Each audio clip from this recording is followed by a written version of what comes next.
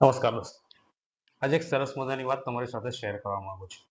એક એવી ગ્રામ પંચાયત છે જેનું સરાહનીય કાર્ય કરેલું છે એણે. કારણ કે શું છે હું તમને જણાવું છું. આપણા ગુજરાતનું મહેસાણા જિલ્લાનું ડવલ ગામ છે. એના દ્વારા સરસ મજાનું સરાહનીય કાર્ય કરવામાં આવેલું છે. તો એ કાર્ય શું છે એના વિશે આપણે વાત કરીશું. કે ત્યાંના સરપંચ દ્વારા એવું ફરમાન કરવામાં આવેલું છે કે ગામમાં આવેલી જેટલી પણ દુકાનો છે નાની મોટી જેટલી પણ દુકાનો છે એમને નોટિસ આપવામાં આવી છે કે આ મહિનાની 16 તારીખ જતી રહી છે. આ મહિનાની 16 તારીખ સુધીમાં જેટલા પણ તમારા દુકાનોમાં જે પડીકા કહીએ છીએ આપણે આપણી દેશી ભાષામાં જે પડીકા છે એના પર સંપૂર્ણ એમને પ્રતિબંધ લગાવેલો છે. વેચાણ પર પ્રતિબંધ લગાવી દીધેલો છે. કોઈ પણ દુકાનવાળો, કોઈ પણ ફેરીઓ, કોઈ પણ દુકાનવાળો ડોલ ગામની જેટલો પણ એરિયા છે ત્યાં અંદર એક 5 રૂપિયાવાળા કે 10 રૂપિયાવાળા પડીકા વેચવા પર એમણે પ્રતિબંધ લગાવી દીધેલો છે. કોઈ પણ દુકાનવાળા એ પડીકા વેચી નહીં શકશે. બહુ સારું કામ છે. જો કોઈ વેચતા પકડાશે તો એને પ્રથમ વખત 1000 રૂપિયાનો દંડ આપવામાં આવશે. અને જો ફરી વખત પાછું પકડાશે તો ગામ એનો આખો બહિષ્કાર કરશે. એ ગ્રામ પંચાયતમાં જે ગ્રામ સભા હોય છે એમાં એ લોકોએ ઠરાવ કરીને લીધેલો છે. આ વસ્તુ જોવા જઈએ તો બહુ સારી બાબત છે. કારણ કે અત્યારે તમે જોશો કે બાળકોને વાલી પણ આની આ જ વસ્તુ આપણા નાના બાળકો સાથે કરી રહેલા છે.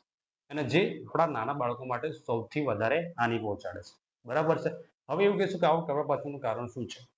હવે જે ચિપ્સ ખાઓ છો કે પછી કે જે પડીકા છે એ નાના બાળકોના સ્વાસ્થ્ય માટે બહુ હાનિકારક છે અને મોટા માટે પણ હાનિકારક છે.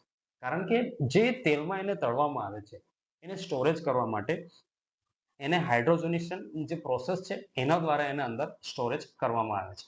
બરાબર છે. જેના કારણે એ તેલ આખું જામી જાય છે. એ તેલ જામી જવાને કારણે બરાબર છે એ તેલ છે એ ફેટમાં રૂપાંતર થઈ જાય છે.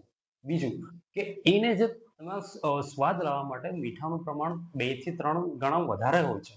બરાબર? એ આપણા શરીર માટે હાનિકારક હોઈ શકે છે. બરાબર? તો આ બધી બાબતોને લીધે ઘણી વખત શું થાય છે કે બાળકોનું વજન વધવાનું કારણ બની જાય છે. બરાબર?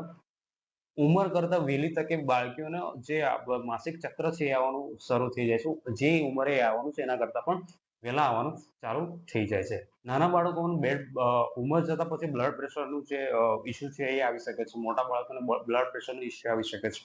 બરાબર? આટલી બધી વસ્તુઓ થાય છે.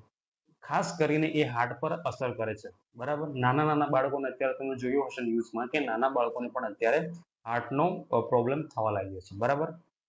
સીઆર રિપોર્ટ મુજબ જોઈશું તો આ જે ચિપ્સ છે એમાં જે ટેસ્ટ કરવામાં આવેલું નોર્મલ જે ફૂડ હોય છે એના કરતાં 3 થી 5 ગણા મીઠાનું પ્રમાણ એ ફૂડમાં મળી આવેલું છે. તો એ શરીર માટે બહુ હાનિકારક બાબત છે. તો આ બાબતને ધ્યાનમાં રાખીને જે કોઈ પંચાયત આ નિર્ણય લીધેલો છે એને હું સરાહનીય કરું છું. તમારે શું કહેવું છે આ બાબતે?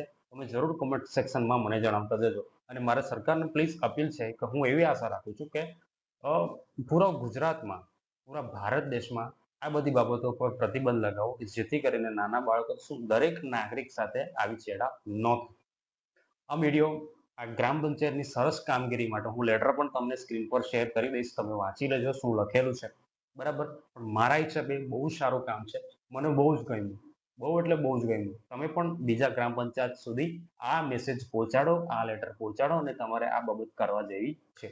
ખાસ કરીને સ્કૂલોની આજુબાજુ જ્યાં દુકાનો હોય છે નાની-નાની, ત્યાં થર્ડ ક્લાસ જે ખાવા લાયક વસ્તુઓ નથી એનું વેચાણ જોરોશોરથી ચાલુ છે.